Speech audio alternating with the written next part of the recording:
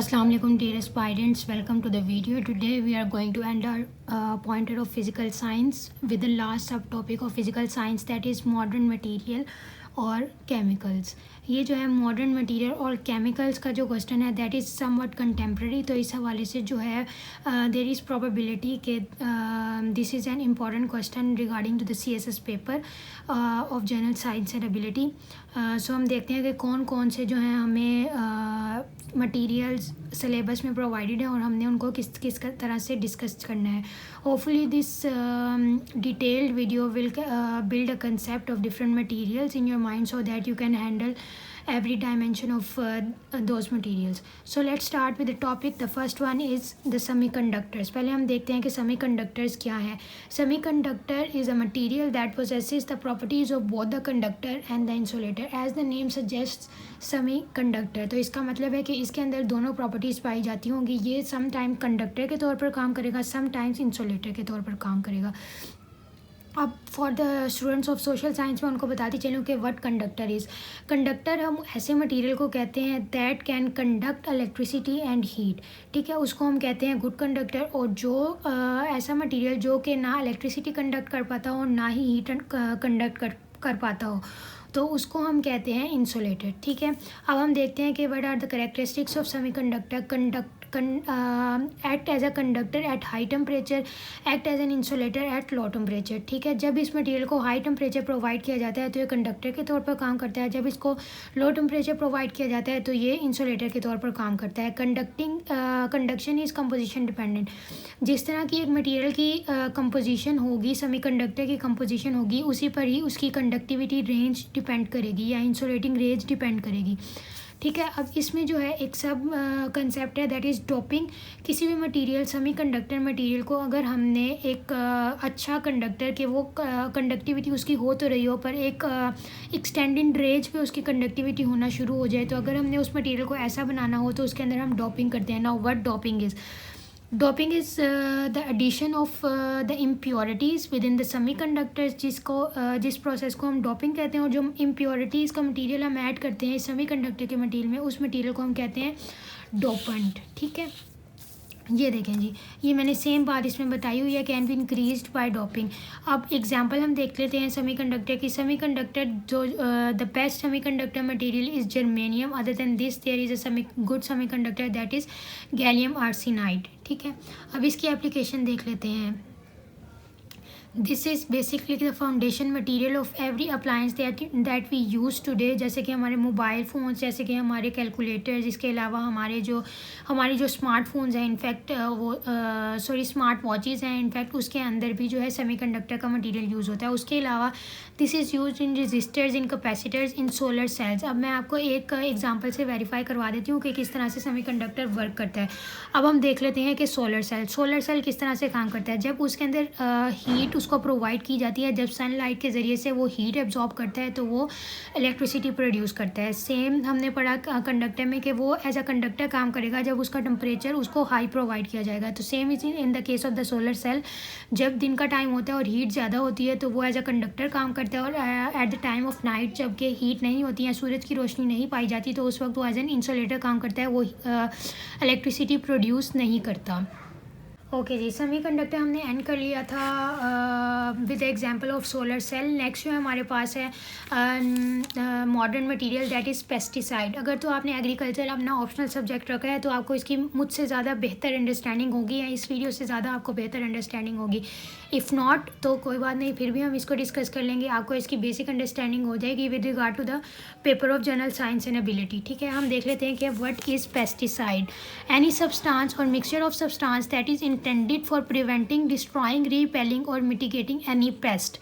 ठीक है, पेस्ट हम उस चीज़ को कहते हैं, कोई भी ऐसी चीज़ जो कि हम इन्फेक्शियस और या तो फिर वो जो है हमारे जो जनरल प्रोसेसेस हैं उनके अंदर इंटरफेयर करे और उनको डिस्ट्रॉय करें या इफ़ेक्ट करें, ऐसी चीज़ को हम कहते हैं पेस्ट.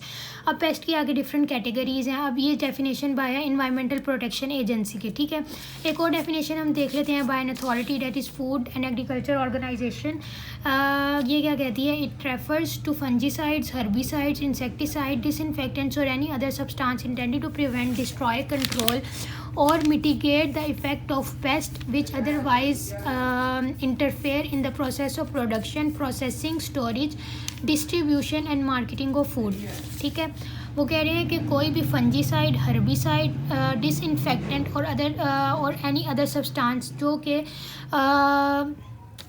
जो है ऐसे ऑर्गेनिजम्स को प्रिवेंट, डिस्ट्रॉय, कंट्रोल या मिटिगेट करे जो कि हमारे फूड के प्रोसेसेस, प्रोडक्शन, स्टोरेज, डिस्ट्रीब्यूशन या मार्केट के जो प्रोसीजर्स हैं उनको इंटरफेयर करे, तो that we can called as pesticide. ठीक है, this is a definition by food and agriculture organization. ठीक है, अब हम देख लेते हैं इसकी classification on the basis of mode of action. Pesticides किस तरह से काम करते हैं, ठीक है, वो हम देख लेंगे. सबसे पहले स्टमक पॉइजन. पेस्टिसाइड जो हैं वो पेस्ट के अंदर जाके उनके स्टमक के अंदर पॉइजन क्रिएट करते हैं, जिसकी वजह से क्या होता है कि उस पर्टिकुलर पेस्ट की डेथ हो जाती है. नेक्स्ट है हमारे पास कॉन्टैक्ट पॉइजन. क्या होता है, पेस्टिसाइड जो होता है through endodermis, through skin, in general हम कह सकते हैं थ्रू स्किन जो है वो पेस्ट के अंदर जाता है और वहाँ पे जो है पॉइजन क्रिएट करता है, जिसकी वजह से उसकी डेथ हो जाती है. नेक्स्ट है हमारे पास फ्यूमिगेशन. फ्यूमिगेशन क्या है, फ्यूमिगेशन ये है कि जो पेस्टिसाइड है वो थ्रू द रिस्पायरेटरी ट्रैक जो है वो पेस्ट के अंदर जाता है और वहाँ पे जो है ऐसे पॉइजन क्रिएट करता है, जिसकी वजह से उसकी डेथ हो जाती है. नेक्स्ट है हमारे पास सिस्टमेटिक एक्शन. सिस्टमेटिक एक्शन में क्या होता है, it enters into the host fluid. जो पेस्टिसाइड है वो एक पेस्ट के होस्ट के फ्लूइड के अंदर एंटर होता है और जो जब पेस्ट उस होस्ट पे जाके फीड करता है तो ऑब्वियसली वो जो है इनटेक करेगा उस पर्टिकुलर पेस्टिसाइड को, जिसकी वजह से उसकी डेथ हो जाती है. ठीक है, अब हम इसकी देख लेते हैं अप्लाइंग टेक्निक्स कौन कौन सी है.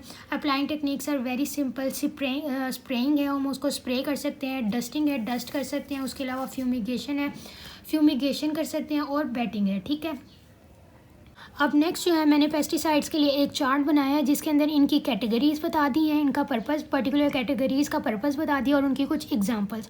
ठीक है, पहले हम देख लेते हैं कि पेस्ट हमने पढ़ा था कि ह्यूज इसमें कैटेगरी पाई जाती है जो कि इन्फेक्शियस होती हैं या जो कि हमारे फूड के जनरल प्रोसेसेस में इंटरफेयर करती है. सो पहली जो हमारे पास दैट आर इंसेक्टिसाइड्स. इंसेक्टिसाइड मैं आपको बताती चलूँ कि साइड्स जो है CIDS साइड्स जो है इसका मतलब होता है टू किल. तो इन सिंपल वर्ड्स इंसेक्टिसाइड्स मतलब कि इंसेक्ट किलर. अब इसकी एग्जांपल हमारे पास है मोर्टीन है, बग स्प्रे है, एंट एंड रोच बेड्स. ठीक है, उसके बाद है हर्बिसाइड्स मतलब herb killers. Lawn protector sprays हैं इसके अंदर वीट किलर्स हैं इसके और पास. नेक्स्ट है हमारे पास रोडेंटिसाइड्स है हमारे पास रोडेंट किलर्स में हमारे पास रैट बेड्स आती हैं, द मोस्ट कॉमन वन जो कि हम अपने घरों में भी यूज़ करते हैं. नेक्स्ट है हमारे पास डिसइंफेक्टेंट्स है बैक्टीरिया किलर्स. ये है हमारे पास Dettol, it is also widely adopted for household use. Next है हमारे पास फंजीसाइड्स है, फंगस किलर. ये है फार्म स्प्रेज में. उसके अलावा फार्म स्प्रेज इसकी एग्जांपल है और उसके अलावा क्या है पेंट एडिटिव्स इसकी एग्जांपल है. Paint additives also reduce the amount of fungus and moulds. ठीक है, तो पेस्टिसाइड्स के हवाले से बस इतना ही था. नेक्स्ट है हमारे पास एंटीबायोटिक्स. ये जो है हम वाइडली यूज़ करते हैं एंटीबायोटिक्स, बट मोस्टली लोगों को जो है इसकी डिटेल्स नहीं पता होती हैं. जो साइंस के स्टूडेंट्स हैं ऑब्वियसली उन्हें तो पता होगा, दिस इज़ द बेसिक्स. पर जो सोशल साइंसेस के लोग हैं they are aware to it, उनको इस बारे में नहीं पता होता और वो जानना भी नहीं चाहते. पर बेसिक अंडरस्टैंडिंग ऑब्वियसली हर किसी को होनी चाहिए.